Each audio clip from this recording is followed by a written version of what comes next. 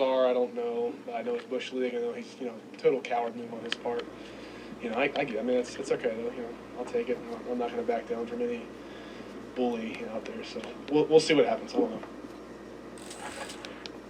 Max, what's your reaction to what went down on the field? Well, obviously there needs to be a suspension because Mason Rudolph needs to be suspended at least a game. Let's start with that. He was the one who started the fight, tried to take Myles Garrett's helmet off. I mean, he got underneath, tried to twist it off. Then Garrett's like, oh, okay, that's what we're doing. Okay, I'm going to take your helmet off. Then as Myles Garrett's being restrained by two of Mason Rudolph's teammates, Mason Rudolph, without his helmet, charges Myles Garrett. So Myles Garrett, as he said, foolishly swung with his helmet. By the way, it's in the rules. You know what happens if you swing with your helmet? Article 17 uses helmet as a weapon. A player may not use a helmet that is no longer worn by anyone as a weapon to strike, swing, or throw at an opponent. So what's the penalty for that, right? It's already in the rules. Illegal use of helmet as a weapon, loss of 15 yards and automatic disqualification. So 15 yards, and Myles Garrett should be disqualified from the game. And I would also say, when you look at swinging at a guy's head with, unprotected head with a helmet, a 2 to 4 game penalty, I would understand. There has been a totally hysterical reaction to this. And I think part of it's because the culture of, let me just take this put it into absolute terms, right? In terms of the danger, which has been overstated, what just happened and everything. In baseball, guy throws another guy 100 miles an hour in the head. You know what? He gets a warning from the ump. In hockey, you swing at a guy's head with a stick. You might get a 25-game suspension. It's possible. In other words, like a quarter of the season, a third of the season, the equivalent of 2, 4, 6 games, something like that in a football suspension. But people talking about Myles Garrett rest of the season, kick him out of the league, send him to jail. Calm down. In a fight, if one person escalates and the other person retaliates, even if the retaliation is considered disproportional, we don't just look at the disproportional retaliation. Mason Rudolph was at the end of a game in which he stunk, 4 interceptions. The other team's about to win. The defensive end's on top of him. He's clearly frustrated. He tries to pull the helmet off. He gets retaliated in kind. While the other guy's being restrained, he charges them, and he gets swung at. Myles Garrett's right. It's foolish. You shouldn't have swung with the helmet. Everyone calm down. Myles Garrett, 2. You want to argue 4 games? Fine. Mason Rudolph, at least a game. Done. Your position was asinine from the moment you said Mason Rudolph was the focus, because he missed the game. That was asinine in and of itself. To sit up there and talk about on a day like today, this morning, that the first thought that comes to your mind is that the quarterback, who is under the 260-pound defensive lineman, that just slammed him to the ground because he tried to take off his helmet. I think that's utterly ridiculous. Now let me get to Myles Garrett. I'm not saying Mason Rudolph doesn't deserve to be suspended, because he does. What I'm saying to you is this: Myles Garrett is the focal point here. He deserves to be suspended for the rest of the season. He can't be seen again this season, and I predict he won't be. Knowing Troy Vincent the way that I do, covering him from his days in Philadelphia, knowing how principled of a man that he is, and the way he takes things like this in terms of the imagery, the optics, the fact that it was on national television, the fact that you sat up there and it was the quarterback, no less, and you swung the helmet so violently at him the way that you did, and oh, by the way, you connected. Okay, considering what could have happened if that crown or that helmet had connected with Mason Rudolph and what that could have led to, there is no question that he deserves to be suspended for the rest of the season. As a matter of fact, let me state clearly for the record, I think Myles Garrett will be lucky if he doesn't get suspended for 14 games.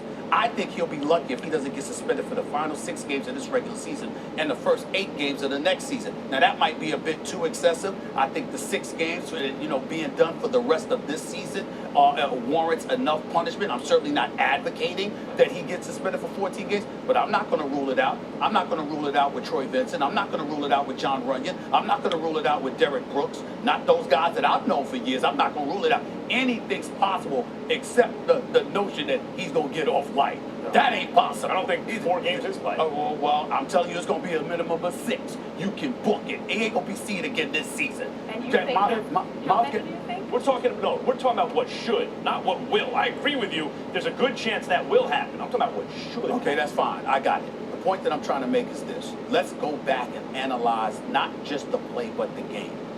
Myles Garret was beating up Mason Rudolph all night long. The Cleveland Browns was beating them up as well. I mean, one of the hits on the receivers, a headshot, you knocked him out, you concussed him, you get ejected from the game. The Steelers were having injuries. James Conner got injured. Juju Smith-Schuster got injured. Another receiver with the illegal hit to the head got it. They got beat up last night. And then legally, Myles Garret was beating up Mason Rudolph all night long. It's 8 seconds left. It's 8 seconds. You won the game. It's 21-7. You wrap your arms around him after he gets rid of the football, and you drive your body into him. And when you're taking him down, that was he was going to get penalized for that play in and of itself. So after you do that, you're on top of Mason Rudolph, and he reacts, why?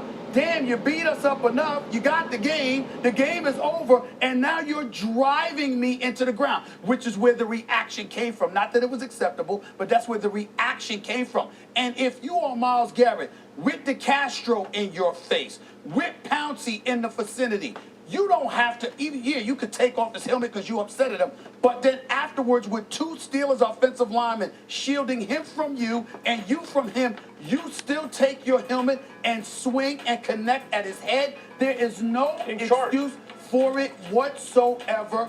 He's going to pay a price. There's going to be multiple suspensions because league rules stipulate, just like in the NBA, you can't come off the bench. You can't come off the sidelines in the National Football League. So you're going to get guys that are going to get fined. I believe Pouncey is going to get suspended. I immediately reacted after the game. He didn't even deserve it because he lost it at the time he saw his quarterback get hit with the helmet. But thinking about it, the rule of the law, the letter of the law, okay, you got to suspend Pouncey for a couple of games probably. Mason Rudolph was an instigator to some degree. You might have to suspend him a game. We don't know what was said to Myles Garret. The NFL is looking into that as well. But Myles Garret, he will be lucky if he doesn't get 14 games. Look,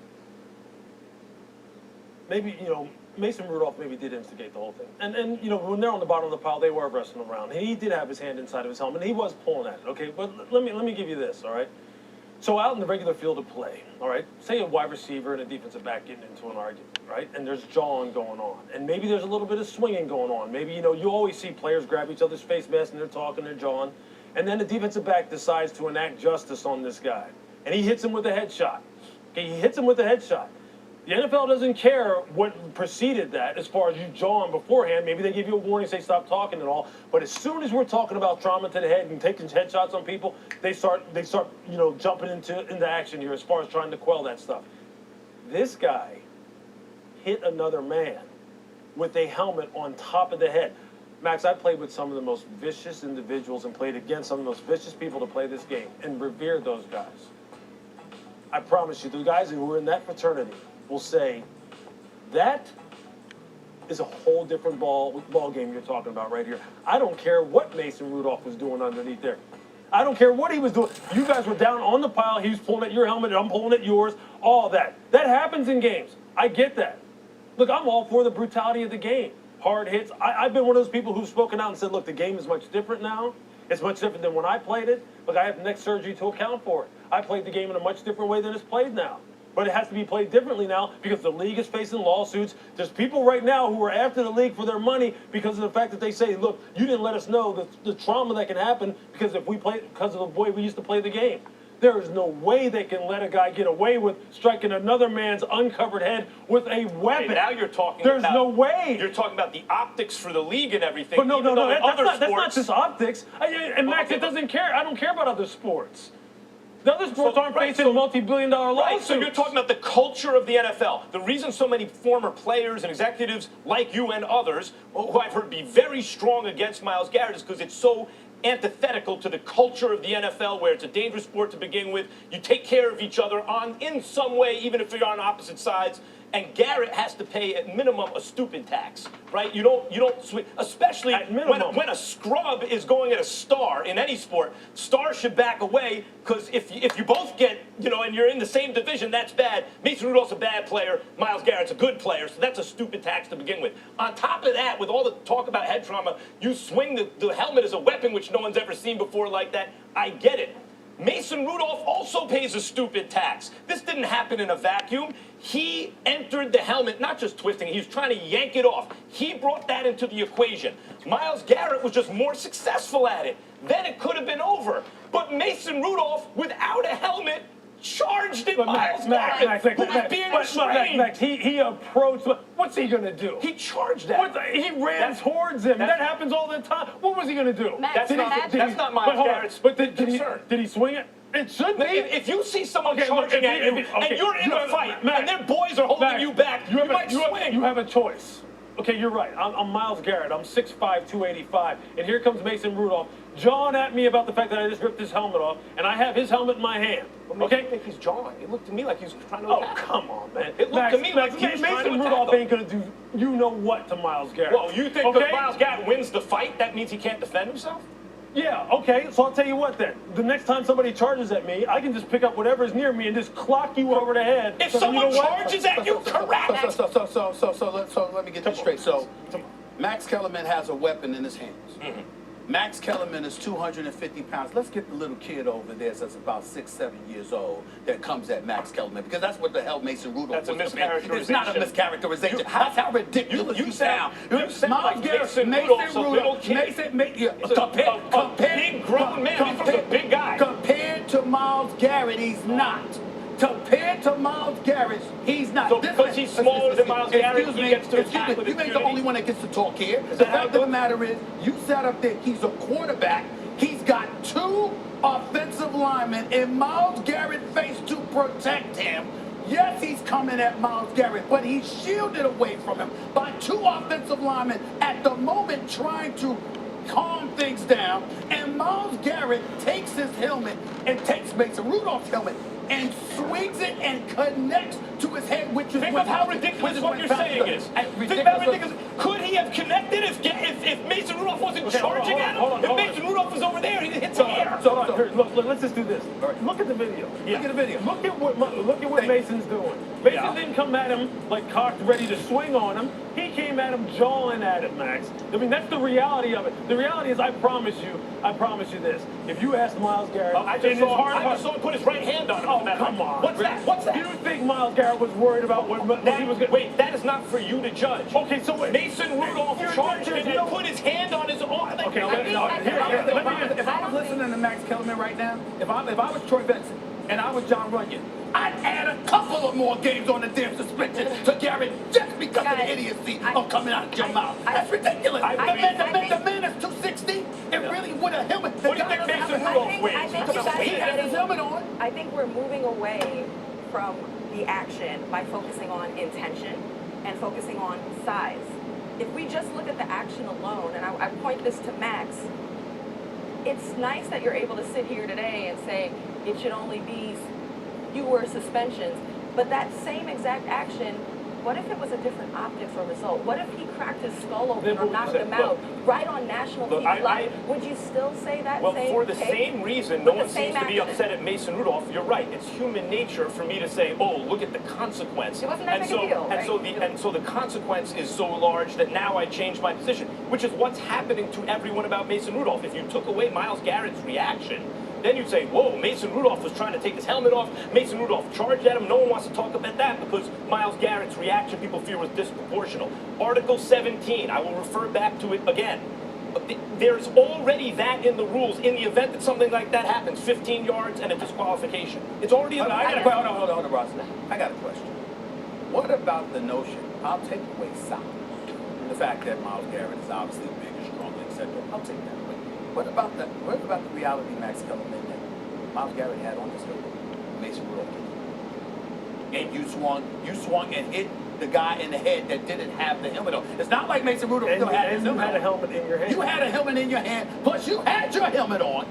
And in your earlier what was the argument, fear? Max, in your earlier argument, Max, you also compared it to hockey players swinging a hockey stick or baseball players throwing a 100-mile fastball and hitting a guy, but those are game actions. This guy literally was on the field, not a game action, took a helmet and swung it at an unprotected head. I would say How does throwing a that baseball compare? in the game action has a worse consequence most often than some behavior like that. It's a game action. Okay, I could think about non-game actions in other sports probably where a guy's not going to get suspended. for the rest of his career or for a year. But I want to get back to you with the one guy has a helmet on and one guy doesn't. The reason that Myles Garret had a helmet on and Mason Rudolph didn't is because in the action that Mason Rudolph initiated, Myles Garret was more successful. At that point, one guy has a helmet on, one guy doesn't, because the guy who started it wasn't as good at taking the helmet off as the guy who finished it. But at that point, it could still be finished. Mason Rudolph does not have to, whatever you think his intention was, well, what was he going to do? That's not for you to decide. At that point, that's for Myles Garret to decide. If I see a dude coming at me and I'm being restrained, I'm not worried about what everyone else is going to think. All I know, and I'm mad too. Okay, well, he doesn't have his helmet on. That's his fault. Just for clarification, Yeah. basically what you're saying is the only reason why Myles Garret should be suspended is because he violated the rule, the letter of the law. Other than that, you have no problem with his actions. Is that what you're saying? Incorrect. I would say also this. You don't swing a helmet at a guy's head. I mean, that we can all agree upon. I start by saying what I said because the reaction to Myles Garret has been nearly as disproportional as his reaction to Mason Rudolph, or maybe more. Well, that's only as it pertains to assault. Like people that saying that he should be arrested for assault. I agree Or with you even there. kicked But- out of the league. No, kicked out of the league. But Come on. in terms of a lengthy suspension on the part of the NFL, there is no question I'm he not, deserves that. You know what though? Here, look. If, and I know we're going to say, but it didn't.